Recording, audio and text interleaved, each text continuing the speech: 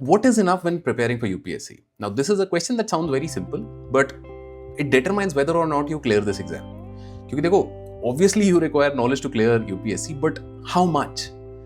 Because it's very easy to spend 3 months just preparing for polity, and even at the end of those 3 months, you can feel like this is still not done. I still need some more effort and time. But does UPSC require that much depth? Because इस question में ना, इस question को अगर आप ढंग से answer ना करो कि भाई कितना चाहिए यूपीएससी करते हुए, so then you become a subject matter expert who is incapable of clearing prelims. क्योंकि आपने पॉलिटी पढ़ लिया 4 महीना, बट उसके बाद आप ज्योग्राफी, इकोनॉमी, मॉडर्न हिस्ट्री ये सब करना भूल गए एंड कट ऑफ क्लियर हुआ नहीं. So this question is the exact reason why UPSC Essential is structured the way it is. And let me walk you through why we've designed this course this way. First, let's be very clear what this exam is actually asking from you. Now, prelims mein GS1 mein you have history, polity, economy, geography, environment, science and tech, current affairs and an interrelation of these subjects at times. Mains mein agar main bolu to there are 4 GS subjects. Each GS ka paper has a mix of multiple of these subjects, and recently UPSC is asking you ancient history ke guys mein geography. So what UPSC is testing is not depth of knowledge but rather breadth. कि भाई कितने सारे subjects you can hold in your working memory and how can you interconnect those subjects, because you have to apply all of this under time pressure. 2 घंटा in prelims, 3 hours in mains, and that's not an easy thing to do.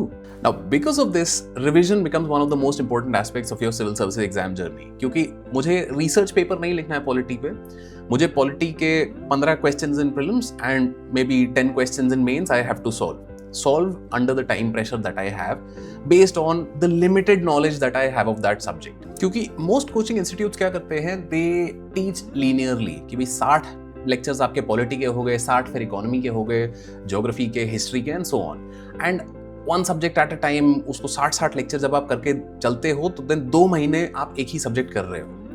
Now practically this doesn't make a lot of sense. क्यों? क्योंकि let's say you start right now. March में आपने शुरू किया, मार्च अप्रैल polity हो गया, मई जून history हो गया, जुलाई अगस्त इकोनॉमी हो गया. 12 महीने आपके निकल जाएंगे फर्स्ट रीडिंग में. तो इतनी डेप्थ में हमको कोई काम नहीं करना है यहाँ पे. And there is another thing that I want to highlight over here, which is something called the Ebbinghaus forgetting curve. Ebbinghaus forgetting curve is the concept that human memory decays very fast. आपने जो चीज आज पढ़ी है वो कल तक आप आधी भूल चुके हो, और 1 महीने तक अगर आपने उसको रिवाइज नहीं किया तो then you will retain may be 10% of what you have read. Now think of it in terms of these 60 lectures कि भाई मैं मार्च में शुरू किया है एंड अगले साल मार्च में जाके फर्स्ट रीडिंग मेरी कंप्लीट हो गई. Do you think you will remember anything of the polity that you read March April of this year? No, you will not. And that's the idea कि कर सब कुछ लिया है बट दिमाग में कुछ नहीं गया है, बचा कुछ नहीं है. क्लास में जो डिक्टेशन करके नोट्स बना दिए गए थे वो कॉपी भर गई है, there on your desk, and you get that feeling of कि हाँ कर लिया है, but that feeling is an illusion. Effectively, when you come back to it, when you try and recall anything, you will realize you will have to reread all of these things all over again, and फिर से वही पूरा cycle चालू हो जाएगा. Which is why we see a lot of students facing this problem कि हर 4 महीने में they are restarting their entire preparation. क्यों? क्योंकि जो अब तक किया था वो याद ही नहीं है. And this is a massive waste of time, and this is one of the core reasons why people feel कि भाई ये UPSC की पढ़ाई खत्म ही नहीं होती है. क्योंकि इस तरीके से ये चल रही है कि भाई जब भी मैं 4-6 महीने बाद I come back to the same subjects, I have to redo them from scratch. And this is the exact problem that UPSC Essential was designed to solve.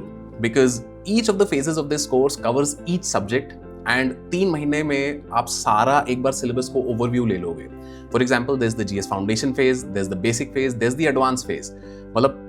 9 से 10 महीने में आप सारे subjects को different depths पे 3 बार कवर कर लोगे. And this is much more useful for you in the long run. क्यों? क्योंकि जब मैं फाउंडेशन फेज पे करता हूं तो फाउंडेशन में NCERT based, once I understand each subject, basic चीजें मुझे समझ आ गई हैं, तो देन बेसिक्स फेज में I will build on that foundation, go a little deeper. इस बार मैं लक्ष्मीकांत करूंगा. एडवांस फेज में एनसीईआरटी हो चुकी है, लक्ष्मीकांत हो चुकी है, अब एक बार फिर से मैं बेयर एक्ट्स भी पढ़ूंगा, मैं प्रीवियस ईयर क्वेश्चंस भी देखूंगा, मैं आंसर राइटिंग भी करूंगा. तो by building on depth each time, you understand more, you retain more, and that's the idea. And ये मतलब हमने अपने मन से नहीं किया है, there is also a pedagogical tool behind this, it's called Bruner spiral curriculum. The idea is जब भी आप किसी नए सब्जेक्ट को इंट्रोड्यूस होते हो, एकदम से आपको पीएचडी लेवल पे फेंक दिया जाए तो वो सब कुछ आपके सर के ऊपर से जाएगा। You have to slowly introduce depth, which is why we feel phases का ये जो कोर्स है in UPSC Essential, it's designed in a way to ensure कि एक के बाद एक slowly depth आपकी इंक्रीज होती रहे, जिससे आपका रिटेंशन बढ़े, जिससे आपकी अंडरस्टैंडिंग बढ़े, which in the end will effectively mean you can use that knowledge in the exam। मतलब इसको एक एग्जाम्पल से समझने की कोशिश करें तो think of it as when you don't even know anything about polity, if I'm already asking you कि भाई अच्छा can the parliament hold an effective check on the executive, मुझे यही नहीं पता कि भाई parliament should hold the executive in check और what is the difference between legislative and executive, so then solving that question at that depth from day one is not something that's going to be useful. I should start with कि भाई okay what are the three arms of the government, there is legislative, there is executive and then there is the judiciary. इन तीनों के बीच में inter relation क्या है, इनके provisions क्या है, इनके आपस में मतलब इंटरेक्शन कैसे होते हैं, कैसे ये चेक एंड बैलेंस रख पाते हैं, ये सब मैंने कर लिया। तो फिर मैं आऊंगा कि अच्छा लेजिस्लेटिव के क्या क्या पावर्स होते हैं, okay they have question hour, they can ask committees के बेसिस पे, they can ask detailed questions from the government of India, and इस बेसिस पे अब finally when I have done the second phase I can have some inkling of the answer कि is the parliament even effectively holding the government in check.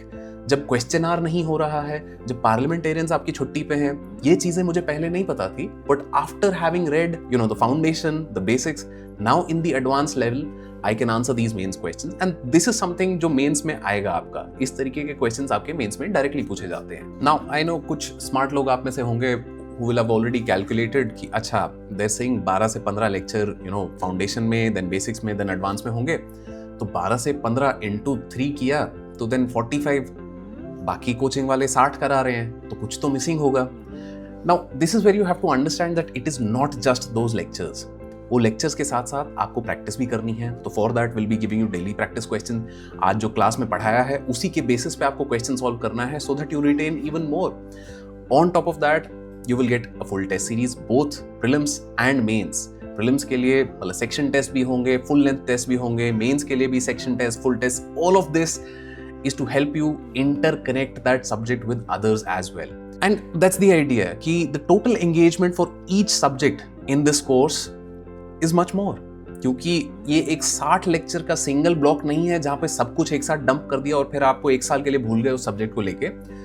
By this repetitive pattern कि भाई पहले foundation, then basics, then advance, increasing depth in each along with tests, the idea is that your knowledge gets incrementally built up over time, and that really helps your brain retain it for much longer. So what is enough for UPSC?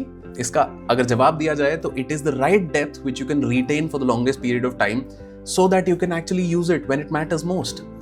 And use it when it matters most is the part that a lot of courses out there in the market ignore completely. वो क्या करेंगे कि ये लो 60 lecture, जाओ तुम्हारी मर्जी, तुम्हारी दिक्कत, जब करना है कर लेना।